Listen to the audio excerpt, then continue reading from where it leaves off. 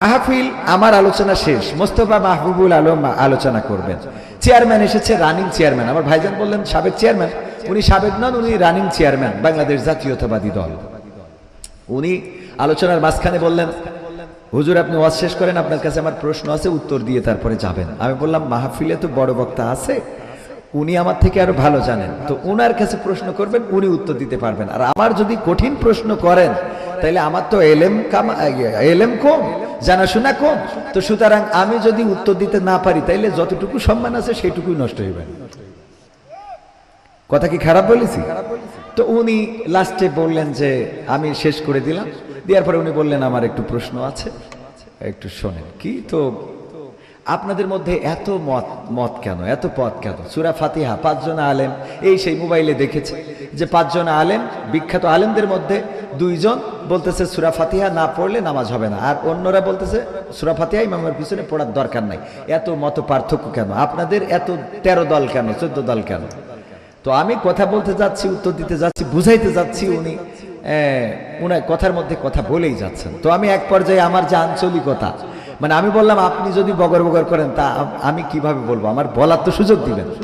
এখন এই বগর বগর শব্দটা ওনার খুব সেন্সে লেগেছে, মাইন্ডে লেগেছে, বিএনপির নেতা, পাশাপাশি রানিং চেয়ারম্যান। তো এই কথাটা নিয়ে উনি উল্টো পাল্টা ব্যবহার করেছেন, যেগুলো আপনারা দেখে থাকতে পারেন।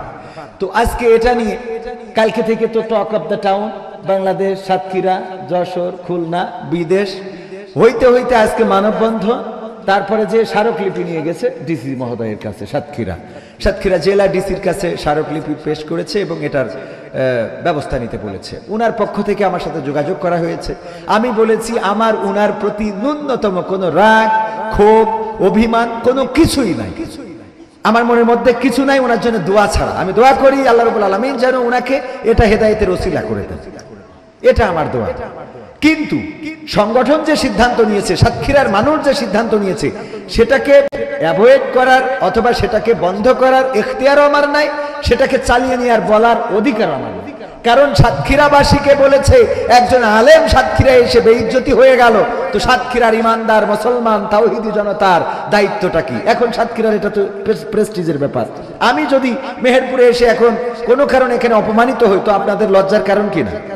তো এটা লজ্জার কারণ। সেই জায়গা থেকে তারা মানববন্ধন বা প্রতিবাদ সমাবেশ, স্মারকলিপি পেশ যা কিছু করেছে এটা তাদের ব্যাপার। অনেকেই ফোন দিয়ে বলতেছে কবির ভাই কালকে তো আপনি কোনো প্রতিবাদ করেননি, কথা বলেননি, সাউন্ড করেননি, কিন্তু আল্লাহ ইজ্জত বাড়িয়ে দিয়েছেন।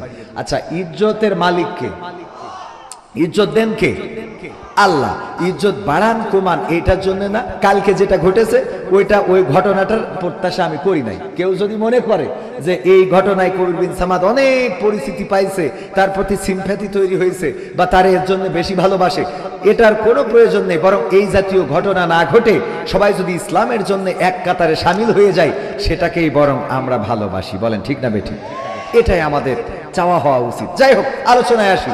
আলোচনাটা হলো যে আমি বলছিলাম যে অনেকে এসে বলে কবির ভাই আপনাদের মতো কি করে পরিচিত হইতে পারি, কি করে বিখ্যাত হওয়া যায়? মিজানুর রহমান আজহারি ভাই উনি যেখানে গিয়েছেন, এটা ওনার আল্লাহ ওইখানে নিয়ে গিয়েছেন, ঠিক না? একসময় ছোট ছোট মাহফিলে কথা বলতেন, এদিকে এসেছে কিনা জানি না, আমাদের যশোরে ছোট ছোট প্রোগ্রামগুলোর কথা বলতেন। আর এখন উনি যদি কোথাও যান, প্রোগ্রাম ছাড়া গেলেও ওই যে প্রোগ্রাম করেছে তার থেকে 2-4 ডবল লোক এমনিই হবে, ঠিক না বেঠিক? আমির হামজা ভাই মুহতারাম, আপনার এলাকার সন্তান, উনি এক সময় মাহফিল করেছেন, ছোট ছোট প্রোগ্রাম। এখন উনি যেখানে আসেন, আজকে যে লোক, এর থেকে অন্তত কালকে 5 গুণ বেশি লোক হবে না? হবে না? তার মানে এই জনপ্রিয়তা কি উনার জন্য হয়েছে না আল্লাহ করে দিয়েছেন? যদি আল্লাহর জন্য নিবেদিত হন, আল্লাহ রাব্বুল আলামিন আপনার জন্য পথটা প্রশস্ত করে দেবেন, আপনার রিজিকটা সম্মানের রিজিক দান করবেন। আজকে রাশেদ কবির ভাই আপনার এলাকার সন্তান, আমার প্রিয় মানুষ, মাদ্রাসা করেছে এই প্রত্যন্ত অঞ্চলে, বাঁশবাগানের মধ্যে যেখানে কবর হয় সেখানে তিনি বাজার বসিয়েছেন। এত সুন্দর যে পরিবেশ উনি করেছেন, বলেন উনার সাথে আজ থেকে 6 মাস আগেও মনে হয় আমার পরিচয় ছিল না। 6 মাস আগে কি পরিচয় ছিল? 6 মাস আগেও পরিচয় ছিল না। 6 মাসের মধ্যে আল্লাহ রাব্বুল আলামিন একটা পরিচয় করে দিলেন। এটা এই পরিচয়, এই সম্পর্ক, সম্প্রীতি গড়ে দেওয়ার মালিক কে? এই সম্পর্কটা যদি জান্নাতে নিতে চাই, তাহলে জান্নাতের পথে হাঁটার দরকার আছে না নাই? জান্নাতের পথে যদি হাঁটতে চাই ভাইয়েরা আমার, আমি বলেছি আমরা আল্লাহর কাছে নিজেদেরকে সমর্পণ করতে হবে। ইন্না সলাতি ওয়া নুসুকি ওয়া মাহইয়ায়া ওয়া মামাতি লিল্লাহি রাব্বিল আলামিন। আল্লাহকে বলতে হবে, ওগো আল্লাহ, আমার নামাজ, আমার কুরবানি, আমার জীবন, আমার মরণ সব কিছু তোমার জন্য করে দিলাম। আল্লাহর জন্য যদি কেউ জীবন মরণ, তার জীবন মরণ, রিজিক, ধন সম্পদ সব করে দেয়, তার জন্য আল্লাহ যথেষ্ট হয়ে যায়। সুবহানাল্লাহ বলবেন না?